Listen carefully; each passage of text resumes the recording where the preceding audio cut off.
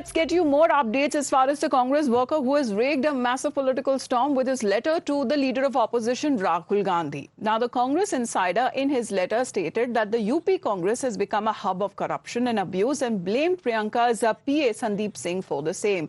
Congress worker from Deoria, Chandresh Kumar Singh, has alleged that party positions were being sold for cash and UP Congress was illegally captured by Priyanka's PA Sandeep Singh.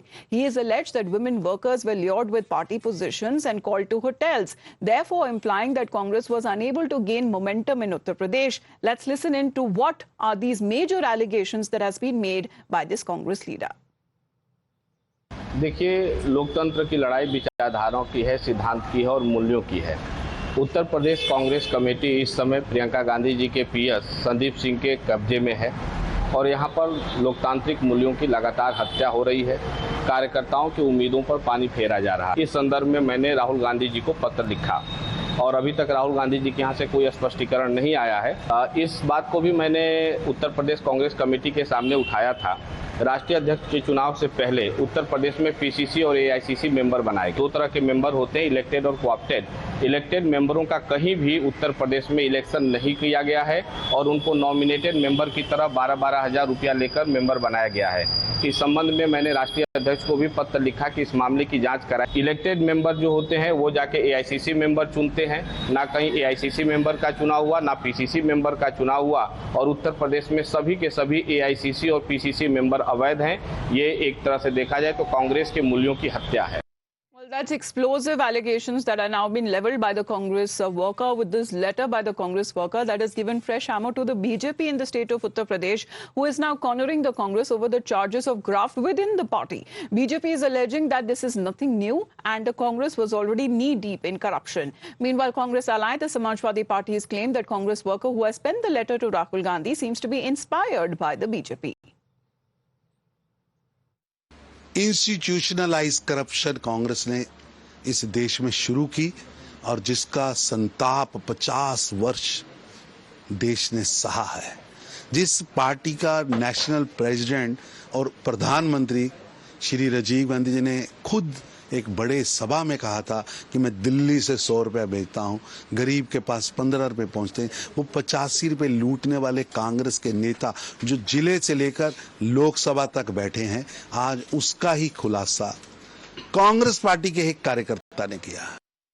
और वो जिस नेता ने ये सब किया है वो भाजपा से बहुत प्रेरित रहा होगा, तभी इस तरह की बातें उसने किसी दूसरे दल में की है। खैर, ये कांग्रेस का मैटर है, कांग्रेस ही इस पे जवाब देगी, लेकिन फिर भी मुझे लगता है कि कांग्रेस इस पे कोई ना कोई उचित फैसला लेगी जिससे कि देश को और समाज को एक अच्छा मैसेज जाएगा कि जो गलत करेगा राजनीतिक दल में उस पे सख्त कार्रवाई होगी। मनीष हमारे साथ लाइव जुड़ रहे हैं। मनीष, जितने भी आरोप लगाए जा रहे हैं और ये काफी गंभीर आरोप है, क्या कांग्रेस पार्टी, क्योंकि आने वाले बाईपोल से पहले अगर इसके टाइमिंग को लेकर भी सवाल उठाया जा सकता है, क्योंकि यहीं पर कांग्रेस के खुद के कार्यकर्ता अपनी पार्टी लीडरशिप के ऊपर सवाल उठाते हुए नजर आ रहे हैं, कह रहे हैं कि मैंने पत्र लिखा है, मैंने जानकारी ऊपर तक दी है, लेकिन अभी तक कोई सुनवाई नहीं हुई।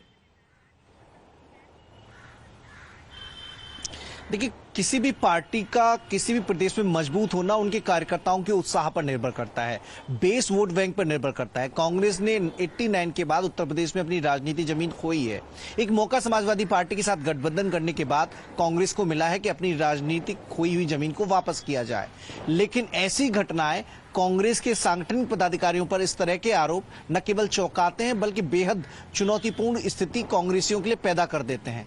कोई पहली दफा नहीं है, बल्कि चंद्रेश कुमार सिंह के बयान से जाहिर होता है कि राष्ट्रीय अध्यक्ष को यह बात पहुंचाई गई, प्रदेश अध्यक्ष के कानों में, प्रदेश कार्यकारिणी के समक्ष इस बात को रखा गया, राहुल गांधी को भी पत्र भेजा गया, लेकिन अब तक न तो राहुल गांधी की ओर से कोई जवाब आया, न राष्ट्रीय अध्यक्ष ने इस पर कोई एक्शन लिया है। इससे अंदाजा लगाया जा सकता है कि कांग्रेस के पदाधिकारी किस तरह से पार्टी को यहां पर खड़ा करने की कोशिश कर रहे हैं। पैसे लेकर पदाधिकारी बनाए जा रहे हैं। अगर आरोप में सच्चाई है तो ये अपने आप में एक बड़ी चिंताजनक बात है कि कोई पॉलिटिकल पार्टी पैसे लेकर इस तरह की चीजें कर रही है। पार्टी के अंदर ही भ्रष्टाचार को बढ़ावा मिल रहा है। व्यभिचार के आरोप लगाए गए कि बड़े नेताओं को खुश करने के लिए लड़कियां भेजी जाती हैं होटल्स में। महिला पदाधिकारियों को कहा जाता है कि रुकिए, पार्टी की बैठकों के लिए आपको होटल में रुकना पड़ेगा। तो ये सारी चीजें बताती हैं कि कांग्रेस की राजनीति किस दिशा में जा रही है। नेता पार्टी का जनाधार बढ़ाने के बजाय किन कामों में लगे हुए हैं।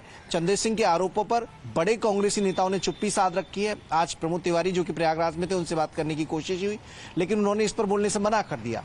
तो कांग्रेस का कोई नेता इन आरोपों पर न तो अपनी सफाई रख रहा है, न इन आरोपों को लेकर आगे क्या स्ट्रेटजी रहेगी, क्या कोई जांच कराई जाएगी जिन पर आरोप लगे हैं।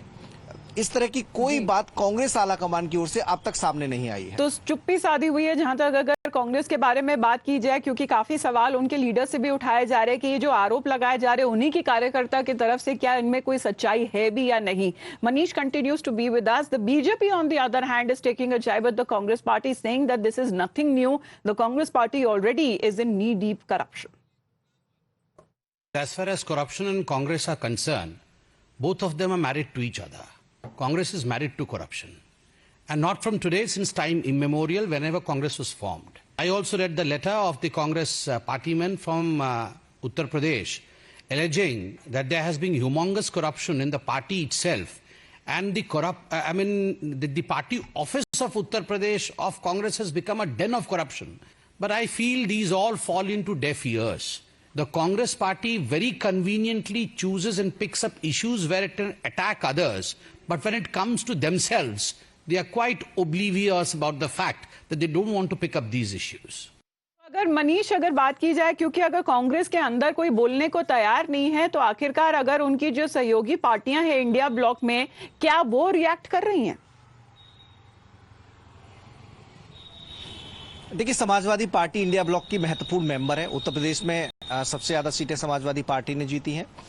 समाजवादी पार्टी के नेताओं का जरूर कहना है कि मामला भले कांग्रेस का हो, लेकिन कांग्रेस के लोग इस पर अपनी राय जरूर रखेंगे। आगे जो उचित फैसला लिया जाना होगा वो लेंगे, क्योंकि बदनामी इंडिया ब्लॉक की होती है। अगर गठबंधन में शामिल कोई पार्टी का नेता इस तरह की एक्टिविटी करता है जिस पर करप्शन के आरोप लगे, तो सवाल पूरे इंडिया गठबंधन से पूछे जाने चाहिए, क्योंकि दोनों ही जनता के बीच जाते हैं।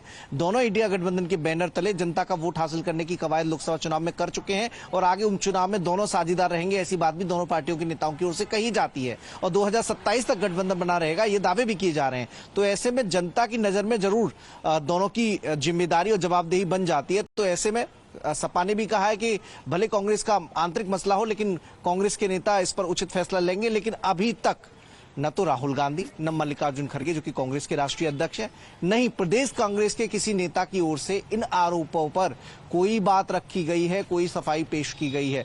मतलब आरोप बेहद गंभीर है, और कांग्रेस नेताओं की चुप्पी ये बताती है कि मामला कहीं गड़बड़ है, दाल कुछ काली है, जिसके चलते सारे नेताओं के मुंह सिले हुए हैं। क्योंकि हमने देखा है, अगर टाइमिंग के लेकर भी बात की जाए, क्योंकि इन आरोपों पर ना कोई अग्री कर रहा है, ना कोई डिनाई कर रहा है। आखिरकार ये आरोप क्या है, और ये इनसाइडर जो आरोप लगा रहे हैं, ये कांग्रेस पार्टी के कार्यकर्ता है, कांग्रेस पार्टी में काफी टाइम तक काम कर चुके हैं। उत्तर प्रदेश की अगर बात की जाए, सुन लेते हैं आखिरकार उनकी तरफ से क्या कहा गया। देखिए, लोकतंत्र की लड़ाई विचारधाराओं की है, सिद्धांत की है और मूल्यों की है। उत्तर प्रदेश कांग्रेस कमेटी इस समय प्रियंका गांधी जी के पीएस संदीप सिंह के कब्जे में है, और यहाँ पर लोकतांत्रिक मूल्यों की लगातार हत्या हो रही है। कार्यकर्ताओं की उम्मीदों पर पानी फेरा जा रहा है। इस संदर्भ में मैंने राहुल गांधी जी को पत्र लिखा, और अभी तक राहुल गांधी जी के यहाँ से कोई स्पष्टीकरण नहीं आया है। इस बात को भी मैंने उत्तर प्रदेश कांग्रेस कमेटी के सामने उठाया था। राष्ट्रीय अध्यक्ष के चुनाव से पहले उत्तर प्रदेश में पीसीसी और एआईसीसी मेंबर बनाए। दो तरह के मेंबर होते हैं, इलेक्टेड और कोऑप्टेड। इलेक्टेड मेंबरों का कहीं भी उत्तर प्रदेश में इलेक्शन नहीं किया गया है, और उनको नॉमिनेटेड मेंबर की तरह 12-12 हज़ार रुपया लेकर मेंबर बनाया गया है। इस संबंध में मैंने राष्ट्रीय अध्यक्ष को भी पत्र लिखा कि इस मामले की जांच कराएं। इलेक्टेड मेंबर जो होते हैं वो जाके एआईसीसी मेंबर चुनते हैं, ना कहीं एआईसीसी मेंबर का चुनाव हुआ, ना पीसीसी मेंबर का चुनाव हुआ, और उत्तर प्रदेश में सभी के सभी एआईसीसी और पीसीसी मेंबर अवैध हैं। ये एक तरह से देखा जाए तो कांग्रेस के मूल्यों की हत्या है। Explosive allegations being made by a UP Congress inside